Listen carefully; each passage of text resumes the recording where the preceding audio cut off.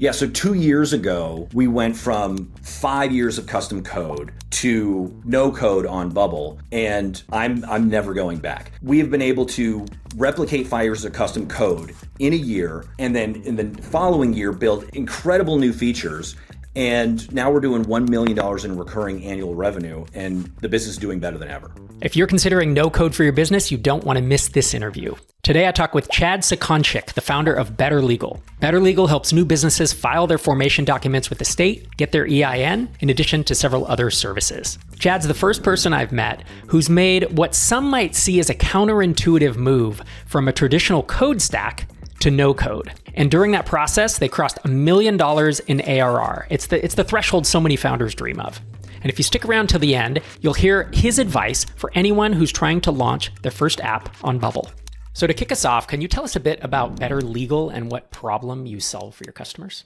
Yeah, so Better Legal, it's not a brand new problem that we're solving. There are much bigger competitors that have been out there for a long time. What we're actually trying to do is remove the kind of matrix of options of upsells, really, where it's like, if you're starting a business, there are three things that you need. You need your state filing, you need your EIN, and you need your legal documents in order to open a bank account. Instead of going through this kind of gauntlet of options where it's like, do you need an EIN? Do you need a legal document? We just say it's one price and you get everything for that single price.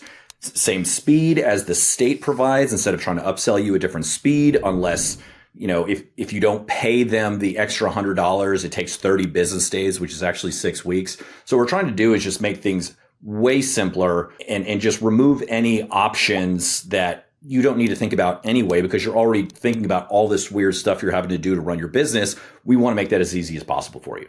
If you take us back a few years, how did you come up with the idea for Better Legal, and how did you find early customers?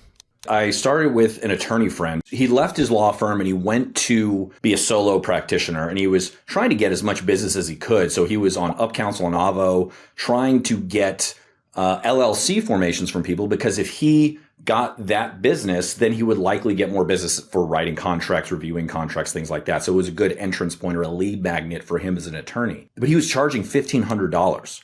And he was telling me that he wasn't getting that much business, or he was losing a lot of business after talking to people. And I said, why are you charging $1,500? And he said, well, $300 goes to the state for the filing fee. And then 4 hours at $300 an hour is the other $1,200. And I was like, well, why? What takes you 4 hours? And the reality is a legal document that he downloaded from Westlaw from a CLE course was basically manual data entry, essentially paying an attorney $300 an hour to do manual data entry into a 50-page document that someone else wrote.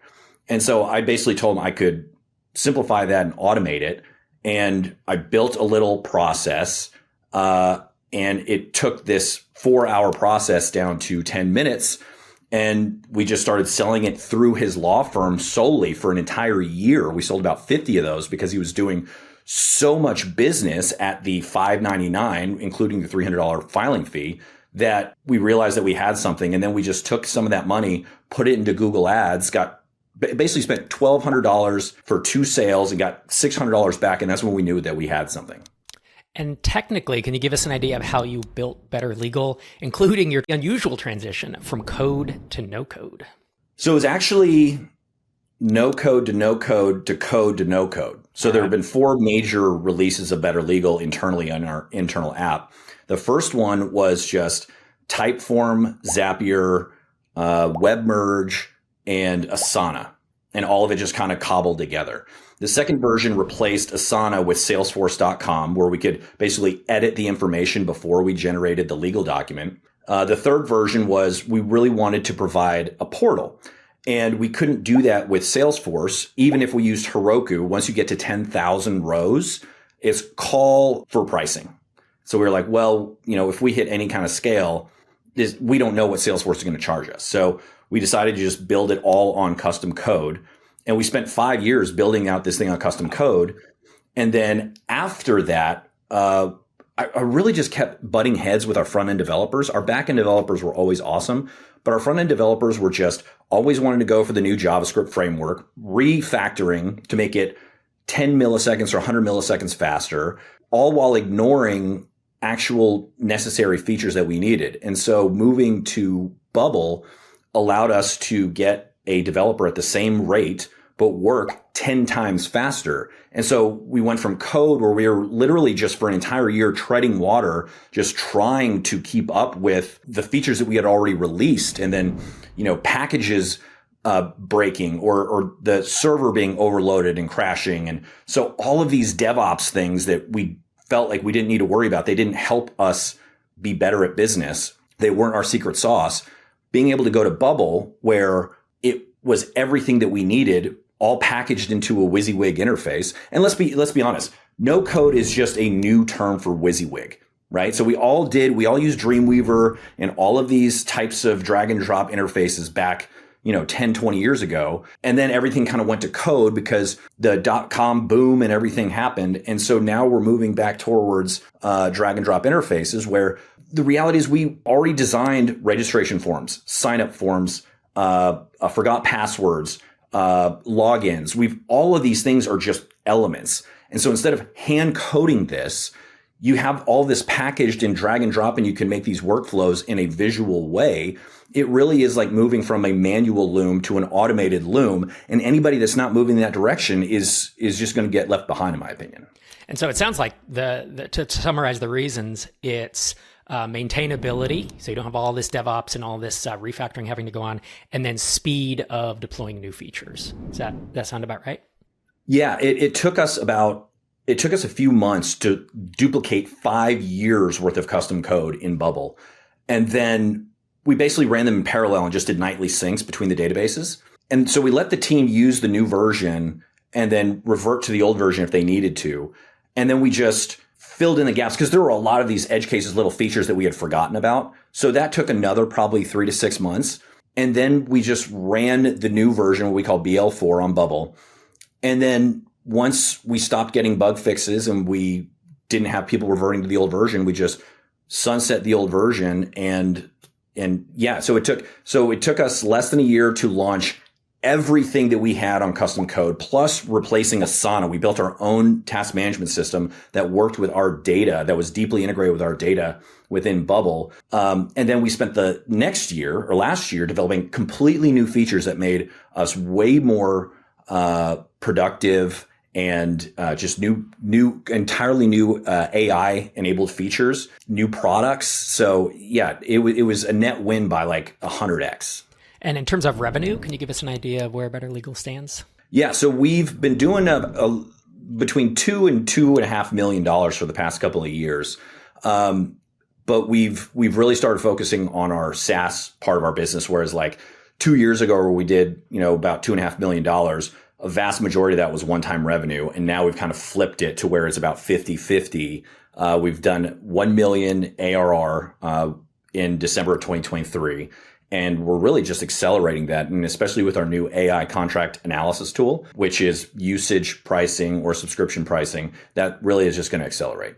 And, you mentioned that Bubble makes up the core of Better Legal. Are you also interjecting additional code or customizations to make it work for you? Like, there's no code, there's low code, and then there's code. Like how much actual code or low code is being injected to make Better Legal work? I don't know there's no exact percentage, but that's kind of like the secret, right? Is that no code really isn't no code. It's no code until you need something bespoke, and then you go find code, or you find code behind an API and you inject that into your no code. So we have tons of little scripts and stuff that do various things, like creating a customer in Stripe, things like that are very custom.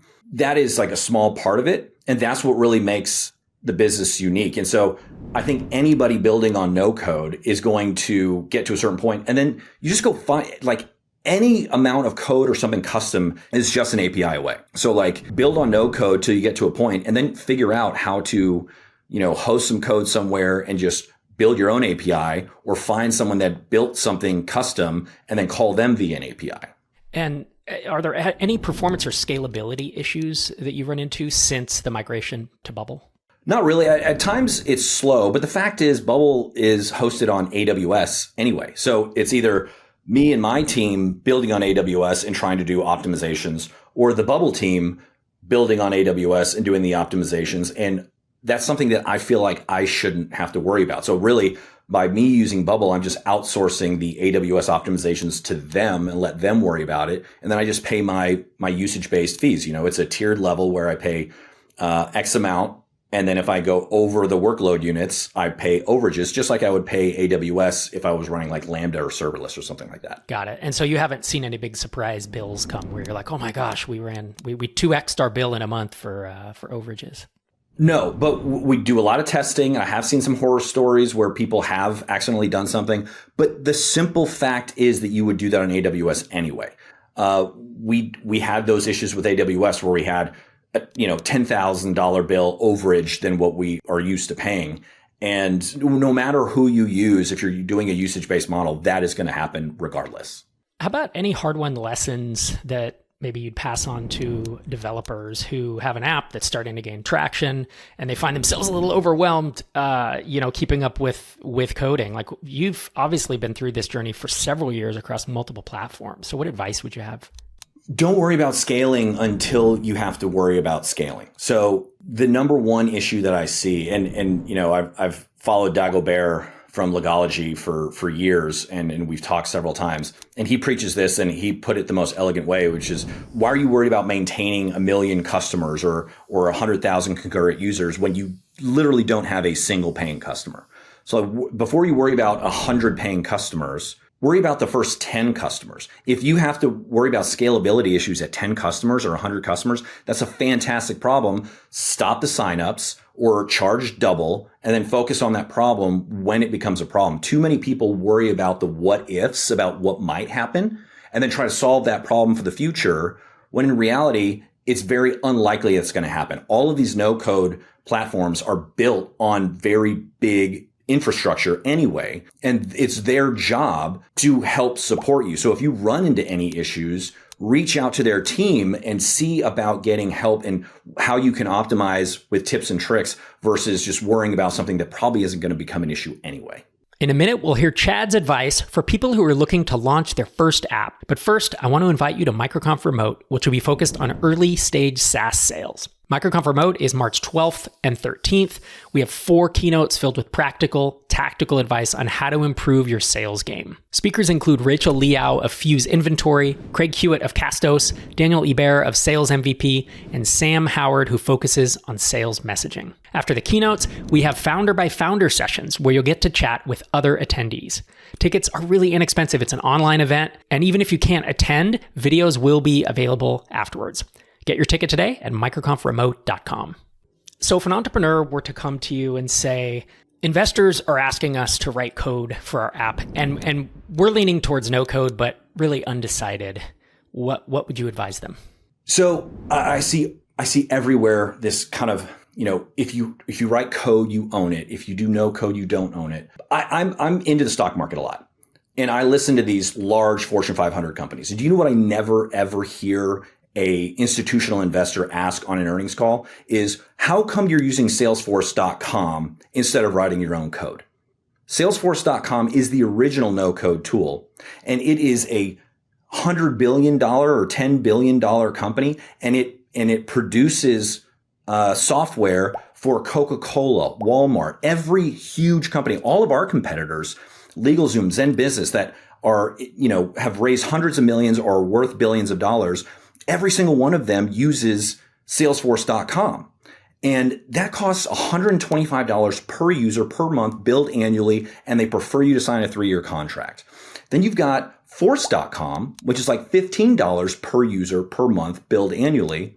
But then you've got Bubble, which is basically what Force.com should have been if Force.com wasn't trying to chase the MRR per seat greed machine. Bubble instead is a tiered level. It's, $30 a month, $60 a month, whatever. And then you pay for overages with usage. So if your investors are asking, why don't you use code? Ask them why these large companies use Salesforce.com instead of writing their own code. Even if you write your own code, who is actually writing the code? You're using a library. You're downloading it from GitHub from somewhere else. Someone else is writing that code. You are basically getting free labor from someone else, and you're installing their package. And some later some later update might break your entire system, and then you've got to go back and fix everything. If you use something like Bubble, yes, you kind of have some form of lock-in, but you have lock-in no matter what. Are you using Stripe? Okay, you've got 1,000 subscribers. Move those 1,000 subscribers somewhere else. You can't do it. You're locked in.